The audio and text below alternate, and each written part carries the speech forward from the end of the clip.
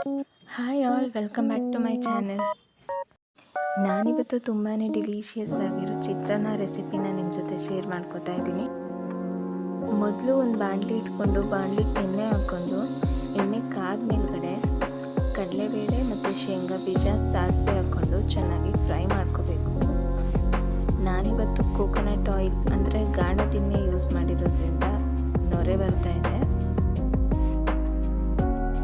ಫ್ಲೇವರ್ಗೋಸ್ಕರ ಸ್ವಲ್ಪ ಜೀರಿಗೆನ ಹಾಕ್ಕೊಂಡು ಚೆನ್ನಾಗಿ ಫ್ರೈ ಮಾಡ್ಕೋಬೇಕು.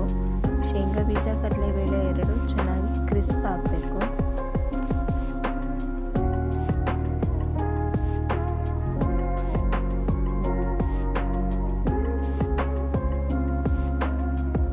ನೋಡಿ, ಇವಾಗೆಲ್ಲನೂ ಚೆನ್ನಾಗಿ ಕ್ರಿಸ್ಪಿಯಾಗಿ ಫ್ರೈ ಆಗಿದೆ.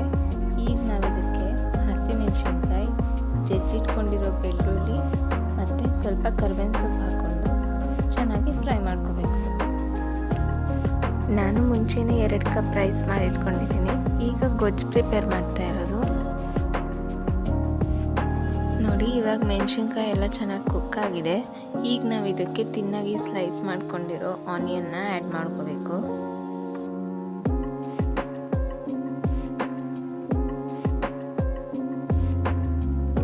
ಆನಿಯನ್ಸ್ ಫ್ರೈ ಆಗ್ತಿದೆ ಅಂದಾಗ ಒಂದು ಚಿಕ್ಕದಾಗಿ ಹೆಚ್ಕೊಂಡಿರೋ ಕ್ಯಾಪ್ಸಿಕಮ್ನ ಆ್ಯಡ್ ಮಾಡಿಕೊಂಡ್ರೆ ಟೇಸ್ಟ್ ತುಂಬ ಚೆನ್ನಾಗಿ ಬರುತ್ತೆ.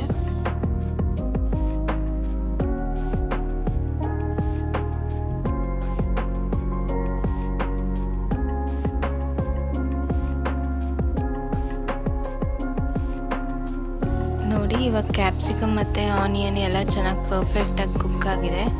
ಈಗ ನಾನು ಇದಕ್ಕೆ ಒಂದು ಚಿಕ್ಕ ಟೊಮ್ಯಾಟೊನ ಆ್ಯಡ್ ಮಾಡ್ಕೊತಾ ಇದ್ದೀನಿ.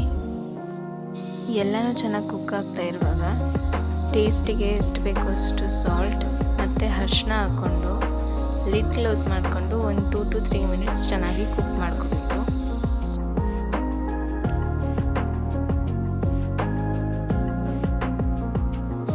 ನೋಡಿ, ಇವಾಗ ಎಲ್ಲನೂ ಚೆನ್ನಾಗಿ ಕುಕ್ ಆಗಿದೆ. ಆಯಿಲ್ ಕೂಡ ಸಪ್ರೇಟ್ ಆಗ್ತಾ ಇದೆ. ಇವಾಗ ನಾನು ಇದಕ್ಕೆ ಒಂದು ಸ್ವಲ್ಪ ಕ್ಯಾರೆಟ್ ತುರಿ, ಕಾಯಿ ತುರಿ ಮತ್ತು ಕೊತ್ತಂಬರಿನ ಗಾರ್ನಿಷ್ ಮಾಡಿಕೊಂಡು ಸ್ಟವ್ ಆಫ್ ಮಾಡಿ ಒಂದು ಹೋಲ್ ಲೆಮನ್ ಸ್ಕ್ವೀಸ್ ಮಾಡಿಕೊಂಡ್ರೆ ಗೊಜ್ಜು ರೆಡಿ. ಈಗ ನಾನು ಮುಂಚೆನೇ 2 ಕಪ್ ಆಫ್ ರೈಸ್ ಮಾಡಿಟ್ಕೊಂಡಿದ್ದೆ. ಆ ರೈಸ್ನ ಈ ಗೊಜ್ಜಿಗೆ ಮಿಕ್ಸ್ ಮಾಡಿಕೊಂಡ್ರೆ ತುಂಬಾ ಡಿಲಿಷಿಯಸ್ ಆಗಿರೋ chitranna ready to serve. Please try this recipe. Thank you for watching and please subscribe to my channel to get more recipes.